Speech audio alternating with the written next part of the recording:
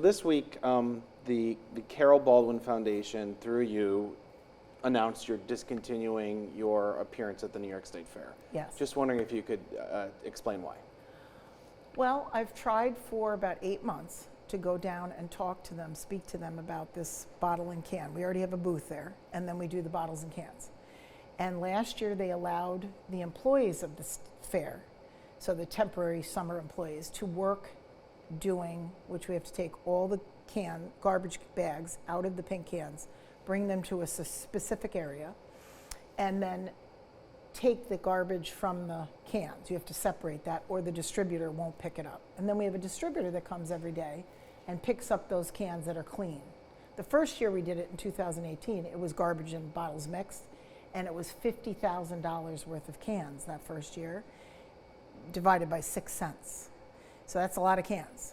And as we've had, we have gone into COVID, and then it kind of disappeared, and then it came back, and then because there's less people in the fair, we got less cans.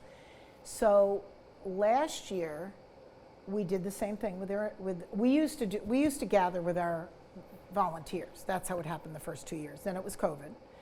And then the following year, we did it with their employees, and they paid their employees. All of a sudden this year, I'm getting ready to do it. And nobody's kind of making appointments. I'm emailing, I'm texting people at the fair that I have phone numbers to. And they're saying they're working on it, but it can't go the way that it was before, meaning the employees of the fair doing it. They're told me that it was, I don't know if it's illegal, but they're not allowed to do it.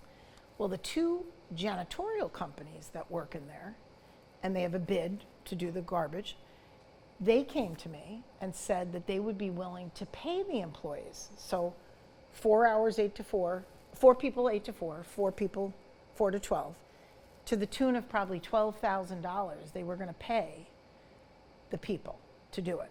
And then we would still get the cans. And no money would come off our cans to give to them. They were doing it as a donation. Now last year we didn't do that well. We only raised like $15,000 because there wasn't as many people, and we probably couldn't get as many cans. So we were on this whole thing this year. We really have to work hard because it's no sense in working hard if you're not going to make any money and if they're going to pay that money. So we did that, and then I went back, and then all of a sudden I'm getting this feel, or people are telling me that they have to go to the lawyers from the state. And the lawyers are going to put something together that how we need to do this for it to be legal. So I didn't even know it wasn't right or wrong or whatever last year.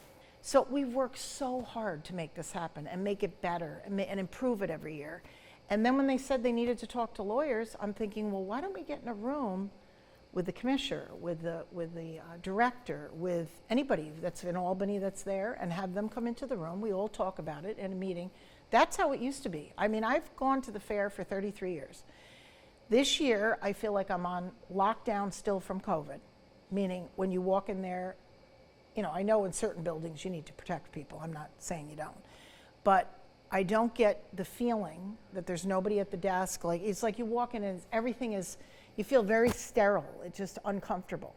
When I left, I walked out and I started to get 2 tears in my eyes in the parking lot because I couldn't sign the paper. The thing was telling me what I needed to do.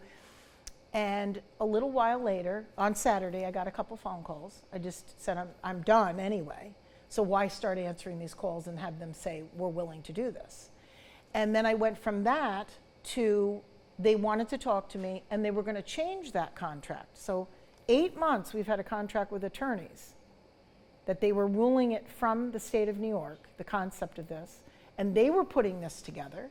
And now all of a sudden somebody inside the fair is able to alter and change that contract because I got upset and said I was going to leave. That makes no sense to me at all. So I was asked to put together a plan.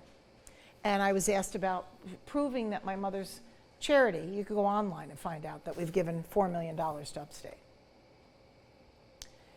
I was asked the plan. I was asked for the brochures. I just kept sending them stuff. Then it came to the point of doing this. And now it's just, you get tired. I feel like, and this is just my analogy on this, the little guy that's in the door at the Wizard of Oz, and he opens up the door, and I'm Dorothy, and he says, go get the broom. Mine is go get the can or go get whatever I'm getting. Every time I walk up with the right broom, I'm being told at the fair, you don't have the right broom, go ahead. And I'm doing all this work and wasting my time when I should be, I'm being distracted, is what I said in my thing, because I am being distracted. And I have much more bigger things to do. Sit with people when they're having chemos, get them into doctors, sit with them when they're dying, on their last breath. And I'm arguing over a 6-cent can. It's the state, it's not even the state's can. It's the person who bought it, who sold that can to the person, which is emptying that property into the can, and it's not even the New York State's can. It's not. So then after your volunteers weren't doing it anymore, the state fair used who to empty? Well, then you had COVID. Yep. And I think one year they didn't do, I think it was like 2018, 2019. 2020 was COVID? No fair in 20. No fair in 20. Then 21, it was. The 18-day fair. Okay, that was, Okay, so it was the 18-day fair. Now let me think about that. So 18, no, you said it was 21?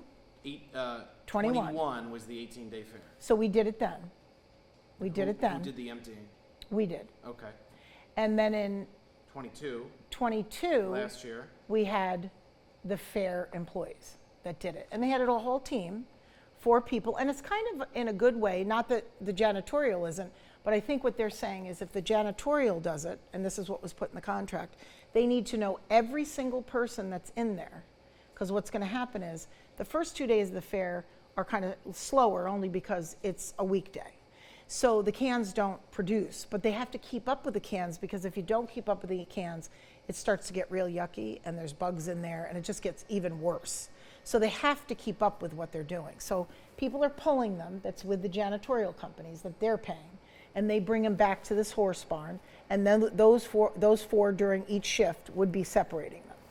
The thing is if they were slow, we've made an agreement that those 4 people, if they're in there for 4 hours and they have no more bottles and cans, they can't sit there and get paid. So they're back out on the outside. And the outside, to pick them up and to bring them back in, is the fair's responsibility as far as payroll. So they would have to have a sign in, a sign out, a sign in, a sign out type of deal. And I was just thinking, I mean, the 2 companies, if they're willing to spend $15,000, they're not going to try to, so that sign in then goes to the fair so that the fair can see each week, these are the names, and they didn't put these names in to get paid to do the janitorial work. They're paying them over here, and they want to see the names to match them up. And probably that's what they're being told to do legally, I would assume. So what do you think why do you think the fair wanted to change this on you? I have no idea. They're not communicating with me to know. Because we have a lot of people that are texting us or Facebooking us or whatever and saying, what am I going to do to go over there and see the $50,000 grants? And there were 75 pictures of women that died of breast cancer. I will not be able to visit my friend. That's really sad to me, that I can't do what I usually do, which is to help people. It's really sad. And it's a loss to the people. So of course, some people are looking at me, who I know well, and they're saying, well, then you shouldn't leave. They're kind of putting the blame on me that because I took a stand. And I'm not just taking a stand, if you saw what I wrote, I'm not taking a stand just for myself. I'm taking a stand for the non-communication and the mistreatment of everybody that's in that fair, of everybody. That's my brother. Let's go. Okay. Hey, we're ready. We're ready. So go ahead. The local homegrown people are not being taken care of, as far as I'm concerned. That's the most apt way to put it, is they're not being taken care of. If it's all going to be about money and profit making and jacking up fees and things like that and I'm sure they'll come back and say that's on behalf of sustainability. Like if we just rely on the local people and the amounts of money that they're willing to pay, then the fair might be in trouble. But I do think that there's an obligation for the fair to honor its past, and what's been successful and what's been working in the past has been accommodating local vendors and local participants. Alec, you were at the fair last year, right? Yes. Yeah. What did you make of the changes? Did you see this kind of coming? Well, I mean, I'm not somebody who's done a complete survey of all the quadrants of the fair, the agricultural and so forth. But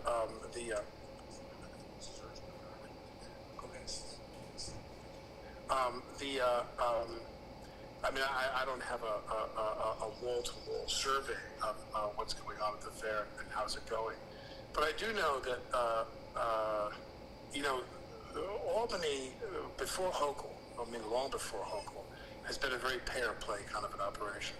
If you contribute money to the governor, if you contribute money to local officials, then you get their attention. And if you don't contribute money to them, you don't get their attention. You're way at the bottom of the priority list. And you can see now that this is just business as usual as far. It doesn't matter about party. It's not about Republican or Democrat. It's both. It's everyone involved in that world. If you give campaign contributions to these people in certain offices, you get their attention. If you don't get their attention. I'm not saying this because of your family's famous name, but in terms of loyalty and local commitment, do you feel let down as a family by this development? Well, I think that it has less to do, quite frankly, with my family's name and the disparate careers that I've had and my brothers have had. My mother's foundation is probably among, I'm not going to say it's the, but it's among the preeminent foundations raising money for breast cancer research and helping women deal with the excruciating pain of dealing with breast cancer. It's among the most preeminent in the entire state. And that's not because of my brothers and I and whatever kind of unique jobs we've had. It's because of my sister, my mother. My mother, when she was alive, even when she was more infirm and incapable of traveling and representing the foundation, the fund, she was exhorting people to do what they can. And my sister Beth is the person who is the backbone of the foundation and her supporters. She'd be the first to say that our supporters are really our lifeblood and the staff, board of directors and so forth, but our supporters and people who turn to the fund for answers and who turn to them for counseling and turn to them for comforting during what is a horrible time of their lives. And I feel like for this organization to represent what it represents in the hearts and minds of so many people in central New York and have them treated this way, have everybody treated like there's just no priority given to the local groups. To me, the local groups should get the priority. They should get the greatest priority.